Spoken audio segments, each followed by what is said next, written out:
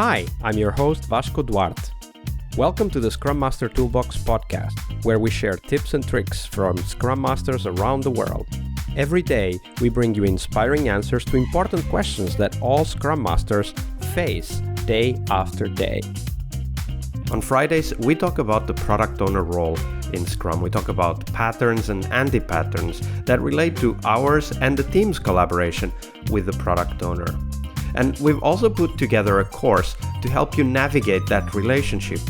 There's 18 modules, nearly 8 hours of tools, techniques, videos, handouts, presentations you can use to help you and your team work better with your product owner. The course is available at bit.ly/coachyourPO. All lowercase, all one word. That's bit.ly/coachyourPO. And now, on to the show, the Product Owner Show. Hello, everybody. Welcome to our Friday, the TGIF and Product Owner episode this week with Usman Kotwal. Hi, Usman. Welcome back. So, Usman, Product Owner Friday. So we'll talk about a bad product owner. We'll end up with a good one so that we end up the week on a high. But let's start first with that. What might have been potentially the worst product owner anti-pattern you've witnessed in your career? So this is something that connects to a story I told a few days earlier. And that is being very hands-off. So in this case, what we had is a product owner, which was part of a corporation, and they brought in service people as development teams. And the development team for that also had a shadow product owner. So whenever the product owner didn't have time, they at least had another person they could consult with, let's say it that way. That was at least a setup they wanted to have. And that was a really murky setup. This was bad all around. It didn't help the product owner, it didn't help the team, and it led to bad outcomes in this case. So what did we do to make things better? So it was talking to the product owner over and over again that had to happen, really. And then also focus on more and more interactive formats. Let's say I tried to look at the toolbox and look for ways to make sure that even without thinking, the team would be engaged in working with the product owner. And I'm not sure if in the end we had the desired outcome and we led to a better solution, really. So it's a bittersweet note. But seeing how hands-off it was nowadays is something where my alarm sets off and I'm like, okay, this is something we really need to change.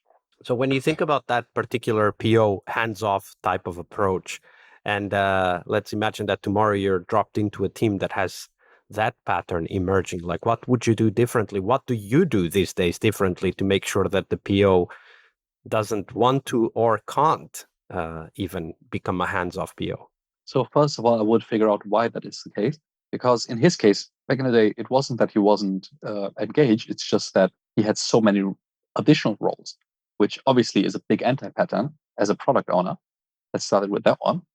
That's something I would heavily question. And today I would go as far as directly speaking to anyone responsible just to make things sure. And if that doesn't work out, talk with other partners to make sure that we might find someone from the team who instead takes over the role as a product owner, because it's better to have a product owner who's there and who's willing to learn about these kind of things than a product owner who might have this knowledge but isn't there. Then they should rather get mentored by that person in the first place. I think there are lots of ideas that one could drive, and almost all of them are in somewhat way better than a hands-off PO who doesn't have time. Yeah, absolutely. And it is our responsibility to come up with those solutions, or at least those avenues to research and find possible solutions. Because as you said, these days, all alarms go off when you see a product owner is hands-off. And that's something we should all take from these stories. If you see a PO that has a lot of responsibilities or for some other reason is hands-off, this is time for us to act as Scrum Masters, maybe even bringing in a little bit of organizational change, as we were discussing yesterday. Yeah, I absolutely agree. So that was the bad example. And now, of course, we want to end up on a high. It's been a week of lots of stories and lots of insights, but now we want to hear about what might have been, Usman, potentially the best product owner you've ever worked with. So it's an interesting story because it was her first time being a product owner. So she used to work very technically in the data analytics space. She still knows how it was to work in a team. She knew how capable the people were. She had business acumen and technical acumen. And I thought that was already a good starting point. And then she came to me and said, like, hey, at that point, she started off with the team without having a Scrum Master or anything, because at that time I was very new and she started before I was there. And then the question came, hey, do you want to be a Scrum Master over the team? I was like, sure, I'd be delighted. And we started off. And what surprised me was a mix of proper skills and also a mentality. So the mentality started off with she was very curious. She wanted to make sure that the product really succeeds, not just for herself, not just for the product, but very much for the team. She just didn't know how. So what I did in the beginning is obviously talk to the team, but also have one-on-ones with her and just ask her questions on what she would think that a good setup would look like. And now comes the funny part. Quite often those ideas were very sensible and good. And then she said, like, hey, I want to think about this one. And then I want to talk to the team and just make sure that, hey, if they are on board. I was like, hey, that's a good idea.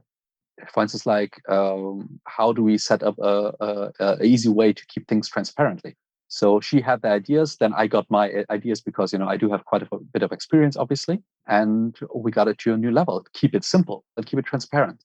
And then she was like, okay, but I've got so much on my plate. I need to talk to all the stakeholders. I need to talk to all of these things. And so I asked her, would it be bad if the team does more and more of these kind of jobs? And she was like, no, she would love it, but she does not want to take away the focus of the team or make the team feel like they are overburdened. And that's when I talked to her about the idea of an empowered product team, which is a team that jointly is focused on the outcome with the skills we have. This includes, taking over stakeholder management and customer relations, if you want to, and customer partnership and stakeholder partnership, I would rather say, with the entirety of the team. So we talked about it and looked at it and looked on how we're able to hand it over step by step. And she was very proactive. She was very involved. She was always thinking a step ahead. And she always communicated with the team. And she always thought like she wasn't doing a good job, by the way, which was outrageous. She was doing a fantastic job. And that meant to teach quite a lot of things.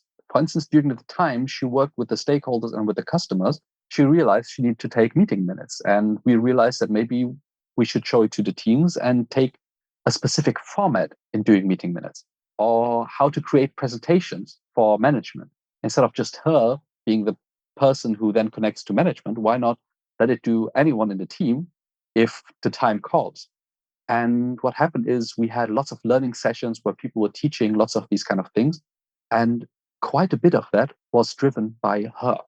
And not in a sense of she came up with the ideas, but rather by her proactivity, she inspired others to realize, well, she is open to these kind of ideas.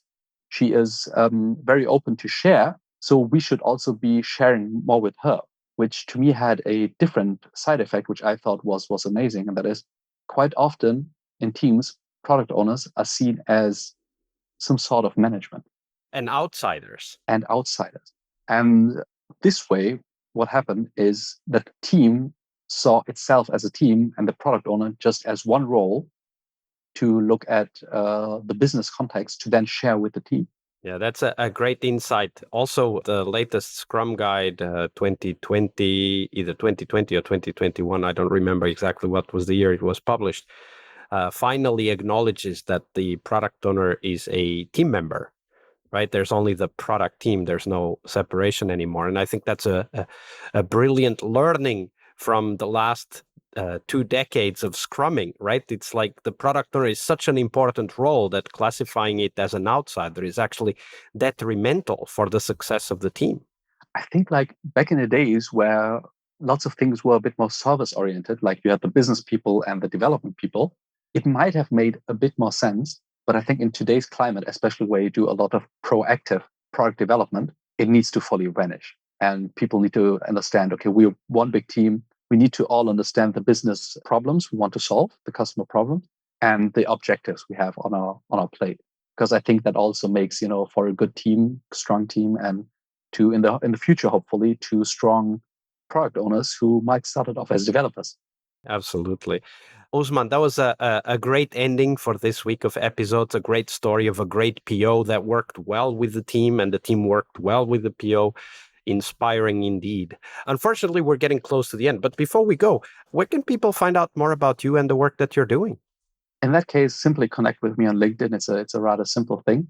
I used to share quite a lot of things over there. It has stopped, but I will do it in the future once again. So just follow me on LinkedIn. I think it's just Usman Kotwal.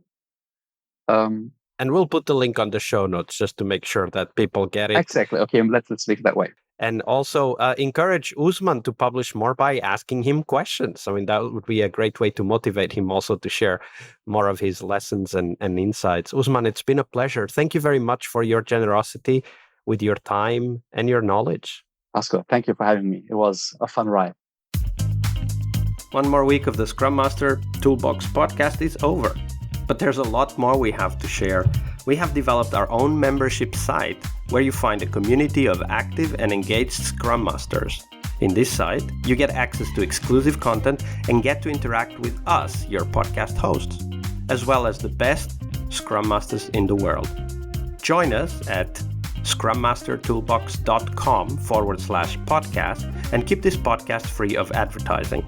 See you next week for one more week full of Scrum Master tips and tricks. We really hope you liked our show. And if you did, why not rate this podcast on Stitcher or iTunes? Share this podcast and let other Scrum Masters know about this valuable resource for their work. Remember that sharing is caring.